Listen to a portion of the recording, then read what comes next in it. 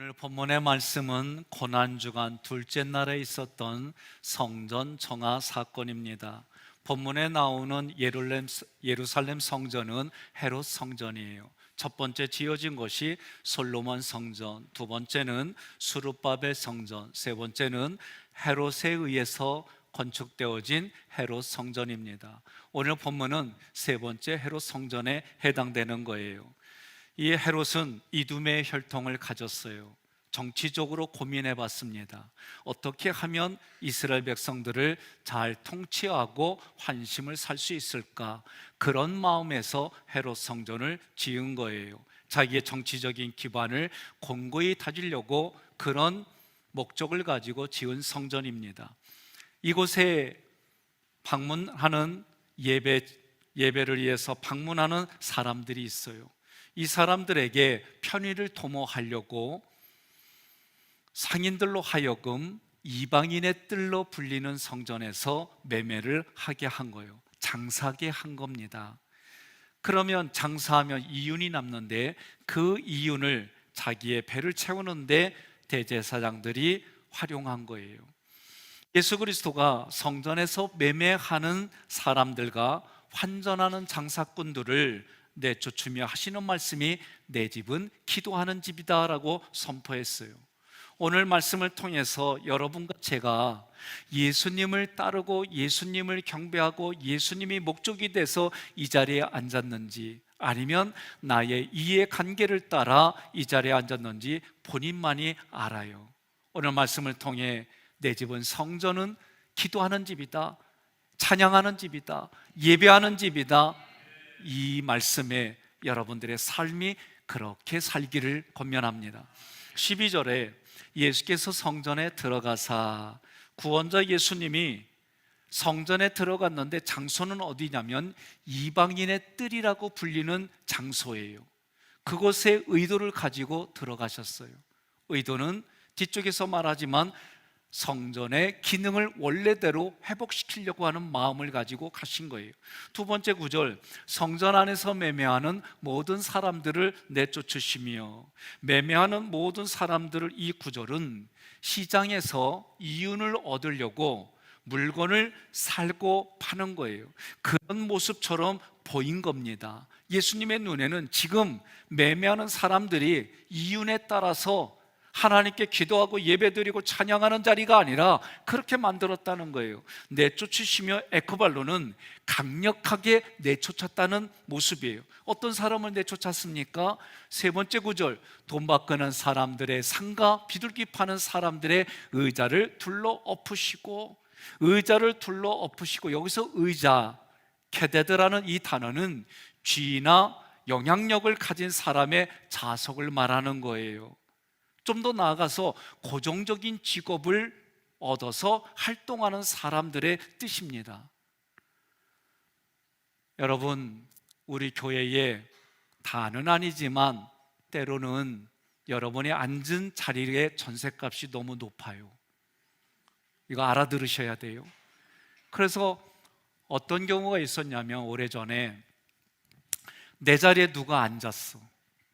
그래가지고 어떻게 했냐면은 절로 가, 이렇게 한 거예요.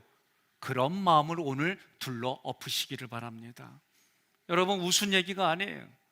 지금 자기 자리, 지위가 있고 영향력 있고 그런 자리를 둘러 엎으려면, 오늘 왔더니 누가 내 자리에 앉았어? 그러면 그 다음날 내가 조금 일찍 오면 돼. 그리워 안 그리워? 그리워. 지금 이제 이쪽은 소리가 없는 거 보니까 안 한다는 얘기죠. 예? 네, 고정적으로 자기의 자리. 제가 10년이 훨씬 넘었죠. 부평에서 2000년도에 부교육자 할 때 부평역 옆에 사우나가 있었어요. 거기에 구두를 닦는데, 저는 들은 얘기긴 하지만, 목사님 거기에 자리값이 얼마인 줄 아세요? 그래서 뭐 자리값이 있어요? 잘 몰라가지고 그랬더니 5천만 원이요. 웬만해 갖고는 안 놀라는 여러분을 보고 저는 놀랍니다. 아니, 무슨 여기에 구두 닦는데 여기를 자리값을 5천만 원 주고 이 자리를 사는 거예요. 이거는 지금은 더 올랐대요. 택시하는 분들이 그 자격증을 넘기는데 지역마다 다르지만 대부분 8천에서 1억을 줘야 산다는 거예요. 이렇게 사람들은 보이지 않는 곳곳에 그렇게 거래가 있고 거기에 권력이 들어가고 거기에 이윤이 주고받는 거예요. 의자를 둘러 엎었다 그랬어요. 둘러 엎으시고 카데드라는 맹렬한 분노로 예수님이 뒤집어 엎었다는 겁니다. 마치 유도 선수가 한 판으로 업어치기 하는 것처럼 맹렬한 분노를 가지고 뒤집어 엎었습니다.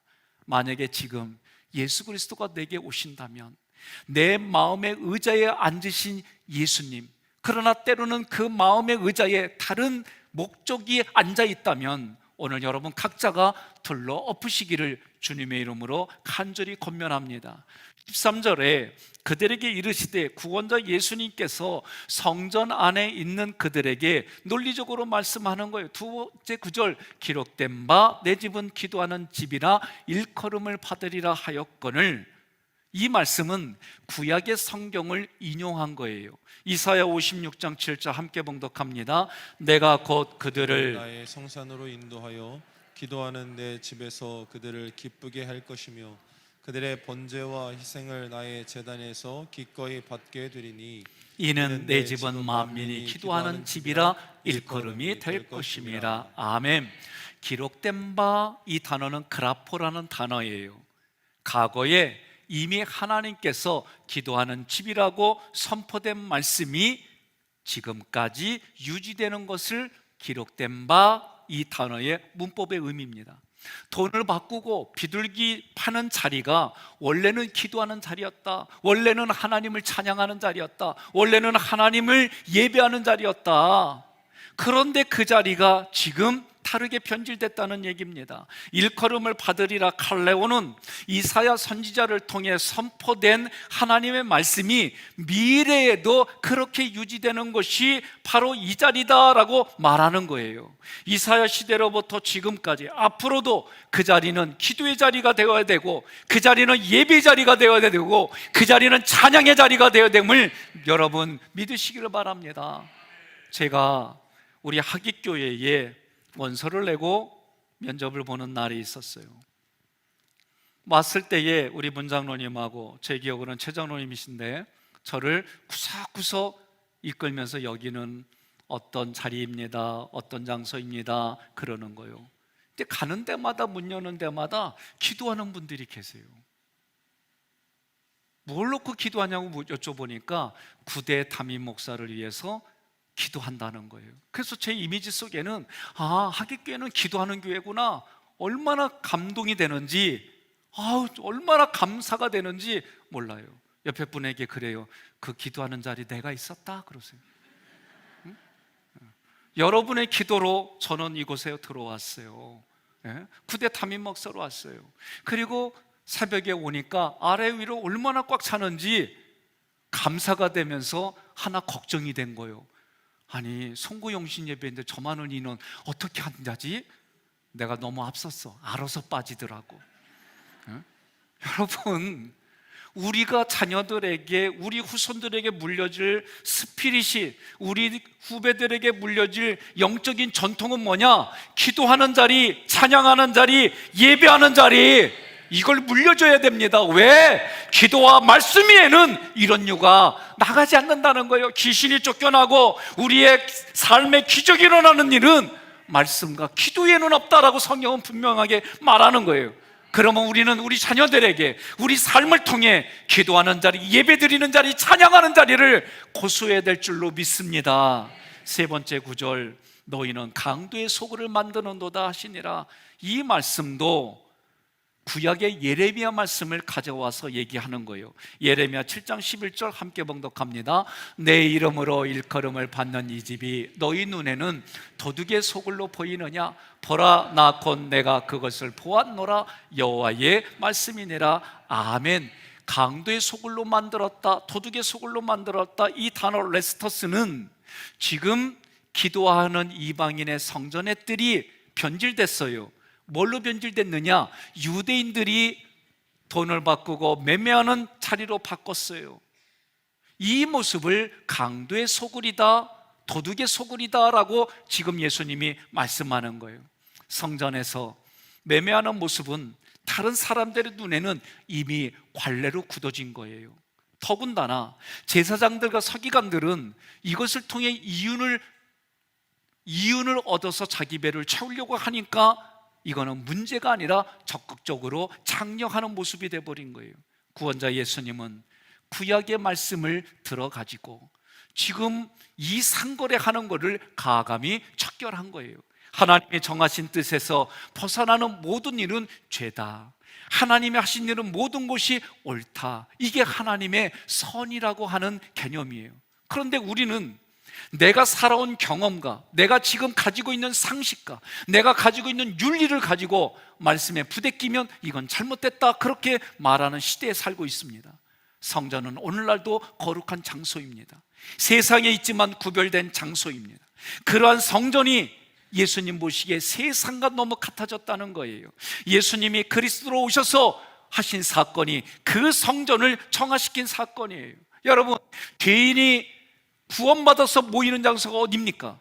교회입니다. 우리가 42번의 이스라엘 백성들이 가나안 땅까지 가는 여정 중에 가장 먼저 하나님이 교회를 우리에게 가르쳐 주신 거예요. 교회는 에베소서에 보니까 하나님의 충만이 예수님에게로, 예수님의 충만이 교회에게로, 교회의 충만이 모든 만물에게로 이렇게 흘러가는, 그래서 하나님 삼일체 하나님을 말하고 전하고 증거하는 자리가 바로 교회라고 여러분 가르쳐 주는 거예요. 성전은 예수님에 의해서 정화되었습니다. 회복이 되었습니다. 그리고 그 역할을 감당하게 해주셨습니다. 오늘 교회라고 하는 것, 성전이라고 하는 것을 말할 때에 학익 소송로, 미추홀구 소송로 174번지가 이 건물이 있는 주소예요. 여기만 말하는 게 아닙니다. 고린도전서 3장 16절 함께 봉독합니다. 너희가 하나님의 성전인 것과 하나님의 성령이 너희 안에 계시는 것을 알지 못하느냐. 아멘. 우리 육체의 몸이 하나님의 거룩한 영이 거하는 성스러운 전이라는 거예요. 교회라는 겁니다. 성령이 거한다고 말씀하고 계십니다. 그러므로 여러분과 제가 기억할 건 무엇이냐? 하나님의 말씀이 내가 깨달아지고 알기 시작되어지면 예수가 나에게 그리스도이고 그리스도인 예수가 나에게 찾아오셔서 나의 모든 죄를 사해 주신단 말이에요. 그게 믿어지는 거예요. 그리고 십자가 보혈의 피로 나의 머리끝부터 발끝까지 다 발라주셔서 구원받은 하나님의 백성이라고 도장 찍듯이 그 보혈의 피를 우리에게 발라주셨다는 거예요. 그 예수님이 오늘 육신이 흙으로 돌아가면 성경은 그것을 잠자는 자들이라고 그랬어요. 잠자는 자들의 첫 열매가 되어주신 분이 예수님이다. 그게 뭐냐? 부활이라는 거예요. 영과 혼과 육이 다시 부활해서 하나님과 함께하는 자리에 살게 해주신단 말이에요. 그리고 그 하나님이 우리를 얼마나 존귀히 여기는지 하늘 보좌, 그 존귀한 보좌 옆에, 예수님 옆에 내 자리를 마련해 주신다는 거예요. 이것이 승천의 존귀함입니다. 승천하신 예수님이 다시 이 땅에 오실 때에 심판주, 재림주로 이 땅에 오셔서 그날 신랑이신 예수님이 신부인 우리가 신앙생활을 통해 단장되어져서 그 자리에 오게 해주신다는 거예요. 그 자리까지 인도해 주신다는 거예요. 이게 믿음 생활입니다. 여러분, 이런 말씀들이 말씀을 통해, 훈련을 통해 내가 깨달아지고 알아져서 예수 그리스도의 수준까지 우리를 동격으로 만들어 주셔서 이 땅에 역할 감당하라고 생명을 주셨다라고 말씀하는 거예요. 이제는 여러분, 골프를 치는 분들 보면 구력이 몇 년이야? 어쩐지 잘 쳐. 배구 선수 생활한 지 얼마야? 이야, 어떤지 내가 육체적으로 운동한 만큼 그것이 나에게 기술로, 나에게 익숙함으로 작동하는 거예요. 마찬가지로 내가 신앙생활 오래 했습니다. 그렇다고 한다면 우리의 신앙의 수준은 예수님과 점점 가까워져서 궁극적으로 예수님과 동격의 삶이 되어져서 다른 사람의 영혼육을 살려내고 그 사람을 살리기 위해서 하나님이 물질도 주시고 하나님이 건강도 주시고 때로는 연약한 자에게 롤모델이 되라고 아팠다가 치료해 주시고 이런 일들이 우리 삶에 이루어지는 거다. 그게 깨달아지는 거예요. 그래서 어떤 상황이 돼도 어떻게 돼요? 원망과 불평이 일어나지 않는 거예요. 이것마저도 사용하시는 하나님을 알기 때문에, 그러므로 이 지역에 하깃교회라고 하는 건물뿐만이 아니라 내 개인의 교회가, 내 개인이 소속되어 있는 가정의 교회가, 속회와 선교의 교회가, 두세 사람이 예수 그리스도에 모인 그 모임의 교회가 회복되어지고 재창조되어져서 주님이 우리에게 생명 살리는 그 역할을 감당하라고 하시는 줄 믿으시기를 바랍니다. 오늘날 많은 교회들이, 많은 성도들이 복음의 능력은 사라지는 자리에 살아갑니다. 그리고 이성과 판단에, 그리고 충고와 여러 가지 이성으로 활동할 수 있는 그 모든 것을 가지고 사람의 소리와 방법만 가득한 교회로 바뀌어져 가는 거예요. 여러분, 제 눈에는 그렇게 보입니다. 인본주의 교회에는 신본주의 목사가 가면 부대껴요. 신본주의 교회에 인본주의 목사가 가면 부대껴요. 인본주의 교회에 인본주의 목사가 가면 잘 흥해요. 신본주의 교회에 신본주의 목사가 가면 흥해요. 우리 교회는 어떤 교회입니까? 우리 교회는 어떤 교회입니까? 좀 더 크게 합시다. 우리 교회는 어떤 교회입니까? 따라합시다. 우리 교회는 신본주의 교회입니다. 그 얘기는 나도 신본주의 목사로 여러분이 말씀해 주시는 거예요. 처음 온 날 기도하는 사람들, 새벽마다 앞뒤로 가득 찼던 그때를 저는 올해 그렇게 하자는 거예요. 왜? 평일날도 그것만이 우리가 살 길인 걸 알기 때문에 선포하는 거예요. 코로나로 인해서 많은 사람들이 그 자리에 신앙이 머물러 있는 게 아니라 후퇴했어요. 여러분, 신앙으로, 믿음으로 한 걸음 나아가시기를 간절히 권면합니다. 어떤 분이 그래요. 목사님, 마스크 벗고 있으면 걸려요. 그래서 제가 그랬어요. 걸려도 이유가 있을 거예요. 여러분, 무슨 말인지 알아들으시기를 바랍니다. 나라에서 우리 코로나 한창일 때 저도 두려웠어요. 어떤 건지 모르기 때문에 나라로서는 모임을 못하게 하고, 그러면서 제 생각 속에는 그러려면은 전철부터 버스부터 못하게 되는데 또 그건 허락하고, 아니 못하게 하려면은 백화점도 막아야지, 저기 하이마트도 막아야지. 그런데 거긴 또 허용하고, 앞뒤가 안 맞는 거 보면서 참 힘들었어요. 저도 지금은 저도 코로나를 걸려보니까 힘들었어요. 죽는 분도 계세요. 또 앞으로 이런 일들이 또 어떻게 올지 예측할 수 없어요. 그러나 생물학자들이, 세계의 석학들이 더 큰 코로나가 온다라고 다들 경고해요. 그러면 그때는 더 큰 제재가 있을 거예요. 나는 그때를 대비해 여러분들이 한 생명마다 하나님께 예배드리고 하나님께 기도하고 하나님을 찬양하는 자리를 지키기를 간절히 권면하며 축복합니다. 때로는 예수 그리스도를 따라갑니다. 정말 예수님을 따라가는데 어느 순간 내 모습이 물질의 풍요와 이득을 위해서, 그리고 그 수단으로 예수님을 따라가는 자기 자신을 발견하게 됩니다. 그럴 때마다 오늘 예수님이 둘러 엎었던 것처럼 내가 첫 번째로 생각하고 소중히 생각했던 그 모든 것들을 둘러 엎으시기를 주님의 이름으로 권면합니다. 예수님을 그리스도로 고백하십시오. 예수님을 온전히 예배드리십시오. 그리하면 모든 만물들이 살아나는 현장을 여러분들이 경험할 것입니다. 14절에 맹인과 저는 자들이 성전에서 예수께 나오매 고쳐주시니, 성전 뜰 안에 있던 맹인들과 절름발이들이 예수님께 의도를 가지고 나오는 거예요. 그들은 한마디로 부정한 자예요. 율법으로 보면은 성전 예배를 드릴 수 있는 사람이 아니에요. 하나님의 저주를 받아서, 너희가 죄 때문에 하나님의 저주를 받아서 그런 몸이 됐다라고 율법을 가지고 있는 그 시대의 사람들은 그렇게 알고 있는 시대예요. 그런데 이들이 예수님께 고침받아서 그 예수님이 어떤 예수님인지 들어서 알기 때문에 자비의 예수님 앞에 나 살려달라고, 나 고쳐달라고 예수님께 나온 겁니다. 고쳐주시니 테라피오는 예수님이, 그 자비의 예수님이 홀로 섬기는 마음과 자세와 행동으로 그 사람을 고쳐주었다라는 뜻이 되는 거예요. 육체만 고쳐준 게 아닙니다. 영적으로 하나님과 교제하는, 예배드릴 수 없는 그 자리에 올 수 있도록 해주셨다는 거예요. 오늘 여러분과 제가 기억해야 됩니다. 하나님 앞에 이렇게 예배드리는 영적인 자리가 얼마나 소중한지를 깨달아야 됩니다.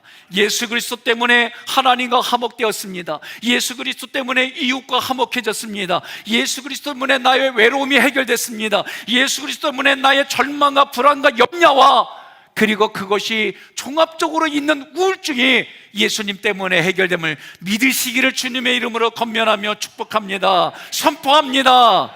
14절은 마태복음에만 기록되어 있어요. 예수님의 제자 마태의 의도가 있다는 얘기입니다. 성전인 교회는 사람의 영혼육을 치유하고 구원하는 것이 전부여야 되는데 이것이 아닌 다른 것이 우선이 되면 안 된다는 거예요. 생명이 살아나고 살려내려고 애쓰는 그 일들이 전부여야 된다라고 말씀하는 거예요. 여러분, 교회는 생명 살리는 일이 모든 것이어야 되는 거예요. 생명을 살려내고 그 생명 때문에 다른 생명이 또 살아나고, 그렇게 되려면 영원한 생명수이신 예수님이 나에게 공급이 되어져야만 가능한 일들입니다. 15절에 첫 번째 구절, 대제사장들과 서기관들이 예수께서 하시는 이상한 일가. 예수께서 하시는 이 단어는 포이에오라는 단어예요. 하나님이 무에서 유를 창조하듯이 창조한다라는 뜻입니다. 무슨 얘기냐? 성전인 교회는 본래의 모습대로 생명을 살리고 하나님 앞에 예배드리기 위해서, 하나님을 경배하기 위해서 드려지는 그 생명들이 살아나는 이 일들을 회복시키는 일이라는 거예요. 그 일이 대제사장들과 서기관들에게는 이상한 일이다라고 되어 있어요. 이상한 일, 이 단어는 다오마스라고 하는 단어예요. 기적이라는 단어에서 유래한 거예요. 지금 이 사람들 눈에는 하나님만이 하실 수 있는, 맹인이 눈을 뜨고 절름발이가 고쳐지는 이런 일들이 이루어진 겁니다. 치료하시고 온전케 하시는 일은 하나님밖에 할 수 없는데, 지금 예수님이 그 일을 하셨다는 얘기는 예수님이 하나님이시다라는 얘기예요. 이 일들이 어디서 이루어지는 거냐? 교회에서 이루어지는 거예요. 여러분 기억하십시오. 올해 에베소서를 지금 준비하면서 우리가 교회 신앙생활 하는데, 교회는 어떤 곳이냐? 여러분, 그 교회 개념이 내 마음에 있어야 되는 거예요. 9절, 또 성전에서 소리질러 호산나 다윗의 자손이여 하는 어린아이들을 보고 노하여. 여러분, 3.1절이 지난 지 얼마 안 됐어요. 그죠? 8월 15일만 만세삼창하는 거 아니에요. 하나님 앞에 우리도 만세삼창하는 의미가 호산나 다윗의 자손이요, 이거예요. 제가 호산나 다윗의 자손이요 하고 크게 외치면 여러분들도 두 손 들고 만세삼창하듯이 호산나 다윗의 자손이요. 이거는요, 힘든 사람들은 잘해. 왜? 호산나는 지금 여기서 구원해 주세요.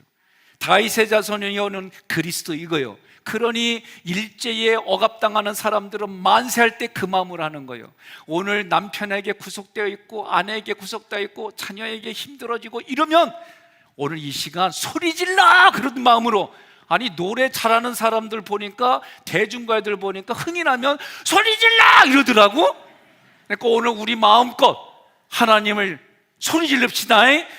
호산나 다윗의 자손이여! 왜 권사님은 안 해? 한 번 더. 호산나 다윗의 자손이여! 윤 선생은 왜 안 해? 네? 여러분, 하나님의 이름을 어린아이들이 불렀다는 거예요. 자, 소리질러는 이렇게 큰 소리로 소리질른 거예요. 내용이 뭐냐? 호산나 다윗의 자손이요. 호산나라고 하는 것은 지금 여기에서 나를 구원해 주세요. 예? 지금 남편의 손에서 구원해 주세요.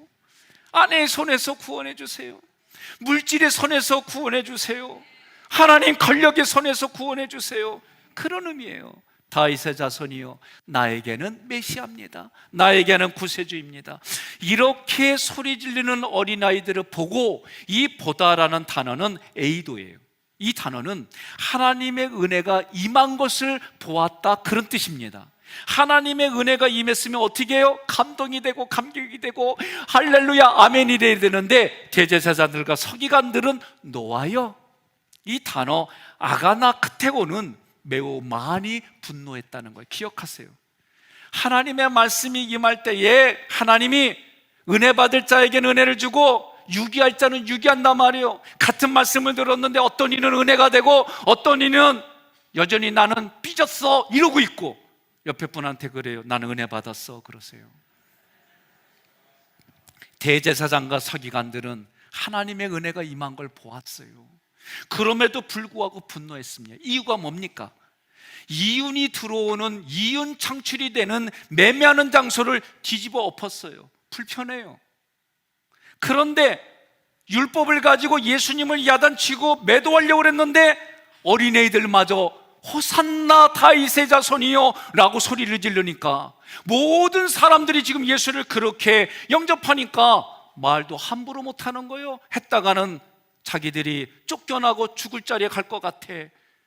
그러니까 마음에는 불편해요. 불편한 게 뭘로 생겼습니까? 불평과 악의로 가득 찬 마음을 가지고 예수님께 항의하는 겁니다. 16절 예수께 말하되, 그런 마음을 가지고 말하는 거예요. 그들이 하는 말을 듣느냐? 이 말은 대제사장과 서기관들은 예수를 구원자로 보지 않는 거예요. 그들이 분노의 마음을 가지고 예수님께 뭐라고 말하냐면, 이 아이들이 지금 말하는 사람이 누구인지 알아? 지금 이렇게 말하는 네 자신을 알아? 이렇게 얘기를 하는 거예요. 네가 어떻게 구원자야? 그렇게 말하는 거예요. 두 번째 구절, 예수님께서 이르시되 그렇다, 같이 있습니다. 어린아기와 젖먹이들의 입에서 나오는 찬미를 온전하게 하셨나이다 함을 너희가 읽어본 일이 없느냐 하시고, 아멘. 그렇다, 헬라어로 나이, 이 단어는 확실히 안다, 그런 뜻이에요. 예수님이 지금 어린아이들이 누구에게 메시아라고 말하니 나는 확실히 안다 그러면서 구약의 성경 구절을 가지고 이 대제사장들과 서기관들을 꾸짖는 겁니다. 시편 8편 2절 함께 봉독합니다. 주는 어린아이와 젖먹이를 통해서도 주를 찬양하게 하셨습니다. 주의 원수들이 이것을 보고 부끄러워 잠잠하게 하소서. 아멘. 이렇게 말하는 거예요. 너희들은 내가 하는 이런 구절을 들어봤냐? 읽어본 적이 있느냐? 다 알고 있는 단어 구절을 얘기를 한 거예요. 지금 대제사장들과 서기관들은 부패한 돈, 검은 돈의 노예가 되어서 예수님을 메시아로 보지 못하는 겁니다. 오히려 예수님 자신을 대적하는 원수라고 구약의 구절을 갖다가 가르쳐 주는 거예요. 예수님의 말씀을 듣고 이들이 잠잠해졌습니다. 기억하십시오. 비록 어린아이들의 입에서 나오는 찬양일지라도 그 찬양 속에는 하나님의 권능이 있습니다. 그 권능으로 예수가 메시아이기 때문에 우리는 온전히 찬양받으실 예수 그리스도를 찬양하는 거예요. 때로는 복음 성가들 중에도 보면 바람 중심의 가사들이 있어요. 온전히 삼일체 하나님을 찬양하는 복음 성가도 있어요. 때로는 우리가 구별해서 부르고 듣고 가르쳐야 됩니다.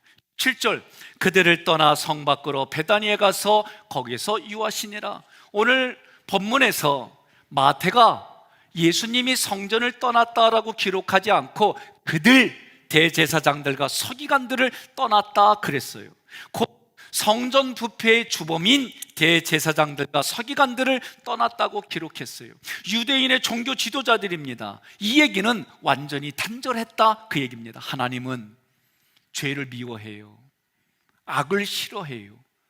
구약에서는 성령이 오셨다가 떠나기도 했지만 신약에는 성령이 영원히 함께 하는 거예요. 다만 죄 가운데 있으면, 내 생각과 감정이 죄 가운데 있으면 그 성령은 움직이지 않으세요. 그래서 하나님이 나에게 준비한 놀라운 것들을 우리는 얻지 못한 상태로 이 땅을 살아가는 거예요. 그래서 회개해야 됩니다. 그래서 둘러엎어야 됩니다. 둘러엎은 다음에 하나님의 뭐가 있었어요? 사랑과 용서와 은혜와 치유가 있었던 거예요. 꼭 기억하십시오. 율법이 있는 곳에 율법으로 끝난 것이 아니라 율법을 통해 치유와 능력의 역사가 일어났던 걸 꼭 기억하시기를 주님의 이름으로 권면합니다. 그러니 우리도 자녀들이 야단치면 품어주는 게 꼭 있어야 돼요. 하나님은 그렇게 하셨어요. 떠나 이 번역된 카탈레이포는 목적어가 단순하게 지역이라고 한다면 거기를 떠났다예요. 그러나 사람일 때는 단절했다라는 의미가 되는 거예요. 마태복음 16장 4절 함께 봉독합니다. 악하고 음란한 세대가 표적을 구하나 요나의 표적밖에는 보여줄 표적이 없느니라 하시고 그들을 떠나가시니라. 아멘. 예, 그들과 단절했다 그 얘기요. 예수 그리스도가 베다니에 머무셨어요. 베다니라고 하는 뜻은 가난하고 고통받는 집 이런 뜻이에요. 가난하고 고통받는 집에 머무셨다는 얘기는 예수 그리스도가 우리 각자의 죄로 인해 고통을 받는 우리들과 함께 하시고 그 사랑을 베풀어 주셔서 십자가 보혈의 피로 그 모든 죄, 과거, 현재, 미래의 모든 죄를 용서해 주셨다. 여러분 믿으시면 아멘 하시기를 바랍니다. 그래서 용서받은 우리가 지금도 나와 동행하시는 예수님과 함께 십자가 부활 승천 재림으로 마지막 신랑이신 그 마지막 때에 예수님이 오는 날까지 우리는 신부로 단장되어지는 것이 신앙생활이다라고 가르쳐주는 거예요. 그 사랑의 힘을 얻어서 한 주간도 승리하시기를 주님의 이름으로 권면하며 축복합니다.